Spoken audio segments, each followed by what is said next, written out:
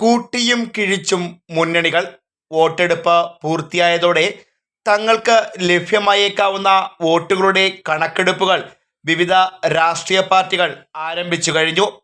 ഇത്തവണ 67.97% കൊല്ലം ലോക്സഭാ മണ്ഡലത്തിലെ വോട്ടിംഗ് ശതമാനം.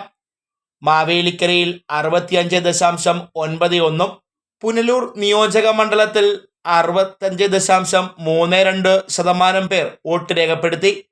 1,34,804 പേരാണ് ഇത്തവണ പുനലൂർ നിയോജക മണ്ഡലത്തിൽ വോട്ടുകൾ രേഖപ്പെടുത്തിയത്. 2019 ജില്ലയിൽ 74.67% വോട്ട്.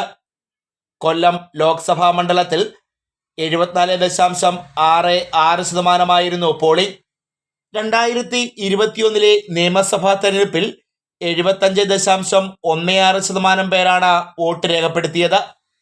മുന്നണി സ്ഥാനാർത്ഥിമാരെല്ലാം ശുഭപ്രതീക്ഷയിലാണ്.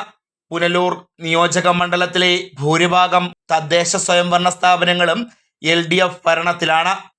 വർഷങ്ങൾക്ക് മുൻപ് കൈവിട്ടുപോയ മണ്ഡലം തിരിച്ചുപിടിക്കാമെന്ന ആത്മവിശ്വാസത്തിലാണ് ഇടത് ക്യാമ്പും.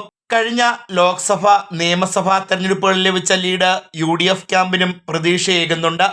Fox TV news bureau, Punalur.